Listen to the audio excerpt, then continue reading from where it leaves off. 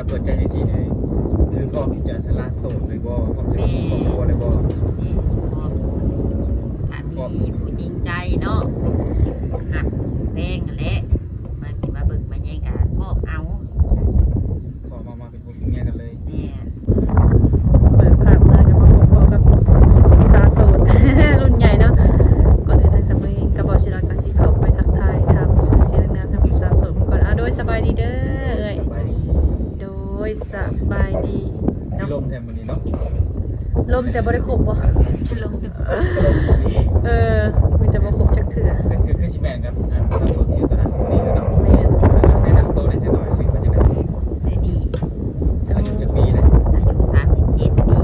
37ปีเป็นโสดมานี่จักปีเลย เอ็ด9 ปีนะ ของโสดมาหลายปีแท้เนาะ คันว่าเป็นถึงรางวัลกับที่1เลยนะชิงชนะเลิศ ของแซมบ่ แม่น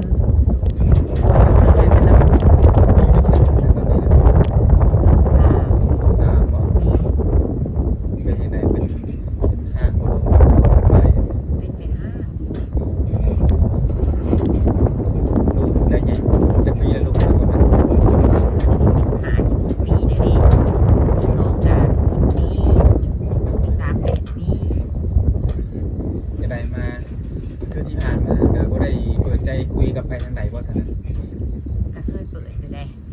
แต่มีบ่ได้ มีอยู่มันก็มีเลยแต่บ่ได้จริงจังนั่นแหละ ทางฝ่ายซ้ายบ่มีจริงจังคือทางเอ้ย สายซ้ายแหละ วันนี้จังไดคือแต่ว่าเอ้ยมาเปิดใจจังซี่เนี่ยคือพร้อมที่จะสละโสดเลยบ่พร้อมจะมีครอบครัวเลยบ่ นี่พอถ้ามีผู้จริงใจเนาะหักเพลงนั่นแหละมาสิมาเบิ่งมาแย่งกันพบเอา ขอมาเป็นผัวเป็นเมียกันเลย เนี่ย ในคำว่าพ่อนี่แบบถ้าเกิดว่าทางฝ่ายซ้ายเนาะอยากได้ถ้าเอ้ยไปอยู่นำเพิ่นได้จังซั่นได้บ่ ถ้าเบิ่งตัวจริง จริงเบิ่งว่าสิไปได้หรือไปบ่ได้จังซี่ แม่จะเบิ่งก่อนเบิ่งตามสภาพเนี่ย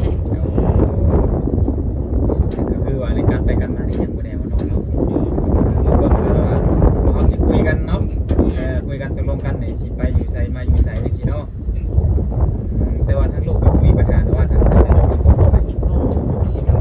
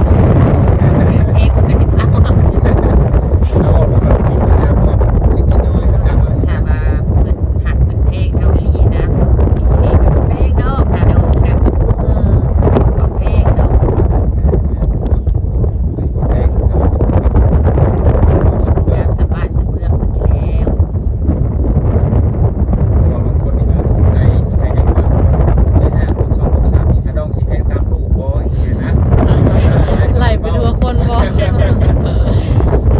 พลง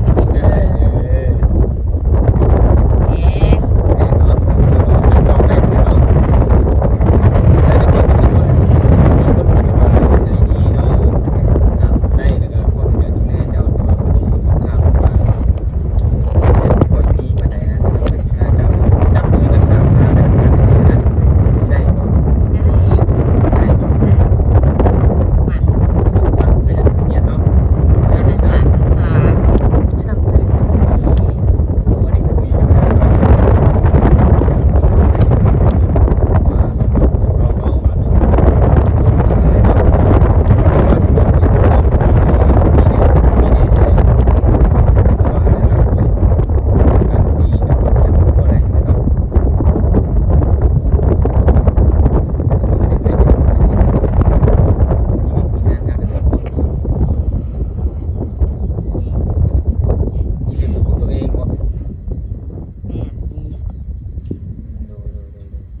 แต่ทางลูกเพิ่นก็ยังเข้าโรงเรียนอยู่บ่ทุกมื้อนี่ แม่นเขาเมียน เข้าหมดทุกคนบ่ แม่น เอื้อยบ่เป็นคนส่งเรียนสามบทสามเลย สา ทั้งพ่อเพิ่นบ่ได้ยื่นมือเข้ามาซอยนะบ่ ว คือแบบ แต่ว่า นี้ ขาดกันเลยกันแล้วเลยนะบริติดต่อหากันยังเล อื ย มเงียบในลุมกัน เลยเป็นเกาปีแล้วไปเป็นเกาปีเลยสิ คนทางไกลบ่พ่อเขาเพิ่น แม่ทั้งเละทั้งใต้ ก็คือว่าตัดหาอยากสัมพันธ์กันได้เนาะแต่ลูกนี่ก็อยู่นำเพิ่นคนสามเพิ่นเป็นคนนำแม่บ่หรือว่านํแม่บ่ให้ไป เข้าบุกน้อยเนาะคนเดียวปะกันแต่น้อยเข้าบุนัดเนาะ โอ้ แต่จะอยู่เข้าอีแล้วไปน้องเขากับบ่ได้เนาะขอเขากินยาเนาะติดยาหมูยามาไปสิไปปล่อยไม่ได้ไม่ไปแน่ ญาติเพิ่นเป็นคือกัน เขาบ่ย่านดอกเนาะเทื่อเขากินไปซะ คิดไว้ กินกินเต้าได้ซะ น้อง เนาะ เขาบ่เป็นแม่ เขา เนาะ ก็ขึ้นจะแล้ว โดยคือจะมาเฮ็ดน้ำบ้านน้ำเมืองได้ว่าซั่น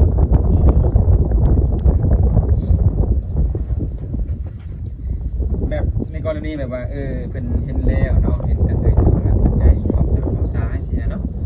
เพิ่นก็เลยอยากเห็นตัวจริงเด้เนาะเป็นจังไดเนาะเป็นคือในคลิปบ่คำว่าคำจาสิเป็นอยู่ในคลิปบ่แล้วเพิ่นอยากเจอจังซี่นะถ้าบ่ได้แต่อยากนั่นเป็นอยู่ทางเป็นอย่างนี้ไป ใช่ ปัญหาเนาะเจอกันได้ถ้าว่าสะดวกมาอยากมาเบิ่งเพื่อนสร้างให้ดีเนาะ ใจเองอยากให้มาพี่แล้ว ก็คือ เรา เขา บ่อยากไปแล้วหาเพิ่นเนาะอยากให้เพิ่นแล้วมาหาเขาเลยนะเป็นนะใครแบบว่าอยากเห็นนะ คืออย่างคือเขาจะคงเพิ่นนี่เสียได้ แม่ให้มาเบิ่งตัวจริงสภาพครอบครัวตัวจริงโลดหับได้บ่ได้กันให้มาเบิ่งแล้วก็พบเว้ากันได้แล้ว เนาะทำได้กับเขาบ่ได้ก็ หับ เป็น ได้ ที่ บ่ เป็น ได้ น้ ยั อง ง เนาะ ได้นะเป็นพี่เป็นน้องกัน นี่เนาะนี่ว่าสิคุยกันไปแล้วมาเจอกันตัวจริงก่อนเงียบ เงียบแทบบ่บอกอีกนะแต่ว่าบอกเขาเองก็ยังให้นะสนิทที่ขึ้นน้ำให้โลกให้ลูกมันได้หลายเดือนว่ายังปีเลยอยากขึ้นแล้วเอ้ยเป็นยังเขาผิดยังเขาอยาก ก็ขออนุญาตถามแบบคนที่ล้มเป็นสิเงียบไปได้มีการแบบสิมาห้องขอกันอยู่บ่ โอ้ก็บ่ได้มามีแต่ก็เว้าอยู่เพิ่นก็ว่าแต่สิบ่ได้ไปจังซี่สินะใจมันไม่ได้อยากให้เราไปอยู่ในมันได้ไป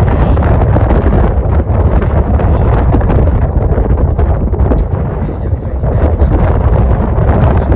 การจะเจ้าเกษียณแล้วเจ้าไปอยู่เป็นยังเป็นวัดกันอยู่จะไปอยู่ที่ หรือว่าอาจจะเป็นพวกเอ้ยไปอยู่กับบ่ได้บ่เป็นเงียบนะ ตัวนี้ก็มีส่วนเอาซีเมนต์เนาะ แต่ที่ได้ก็กับ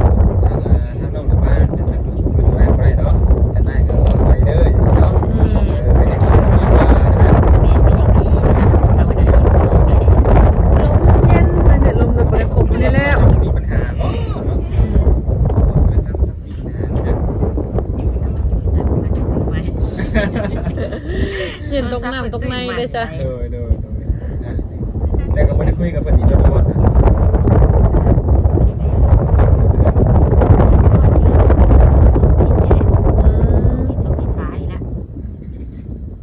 มารุ่นอีกทีเนาะบางทีอยู่ในคลิปนี้ อ้าคุยกับเฮาคือมาเปิดใจใหม่เพราะว่าถ้าว่าเพิ่นกลับมาจังได๋ซะสิต้องให้เพิ่นคือเก่าบ่ ไม่ได้แล้วมาขอเรากันเราอยู่มาเรากลับมานะให้เรามาเอาลูก สิซะเนาะเอาเป็นแล้วเลยเนาะ เอามันแล้วเลยได้ โดยนะตามนั้นนะทุกคนนอนดูที่คลิปนี้แต่ว่าสิกลับมาคือมาขอรถ มันสิสบายใจทั้งสองฝ่ายเนาะได้ขึ้นแบบพวกพี่เมียกันได้มันจะสบายใจได้กว่า แม่น เนาะตามนั้นเนี่ยทุกคนเนาะ แม่น เรามาเปิดใจสิเนี่ยข้อมูลทางติดต่อแต่มียังไงนี่มีเป็นไลน์มั้ยมีไลน์บนนั้นวันแอปมีมั้ย บนแอปจะมี วันแอปก็มีเนาะแบบเฟซบุ๊กอยู่ในสนามมีกันมีครบเนาะพร้อมแจกเสมอบ่พอมีเวลาคุยอยู่บ่สนามเวลาใดวางคุยเนี่ย ต้องกลางคืนได้ดอกกลางเว้นก็ได้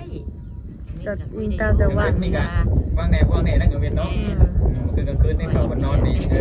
เนาะการได้ข่าววันนอนนี่คือว่างกลางคืนเนาะ ไปเฮ็ดคือชาวเมืองได้7 โมงนอนเลยได้ 8 โมงแล้วคือเฮงแล้วนอนไวบ่ฮู้ว่าเป็นหยังนอนม่วน น้องเปิดใจอาจจะใส่จังหน่อยเนาะได้คุยกันให้ว่าซั่นเนาะ แม่น จะได้จักไปแชร์ในมองนั้นคนดีเนาะมีแต่นั้นเลยเนาะมีอย่างที่ถามเลยว่าสามเลย บ่มีหยังหนาวตอนนี้คือหนาวอย่างเดียวนะแล้วก็ลมอย่างเดียวเนาะตัวลมมีหยังหลายก็มีแต่ให้เอ้ยเพิ่นสมหวังสมหักในครั้งนี้เนาะเอาสนใจเนาะเอา สมหวังเนาะในก็ไปเป็นคนนั้น แม่น อย่างนั้นเนาะเนาะ โดย สบายดี สบายดี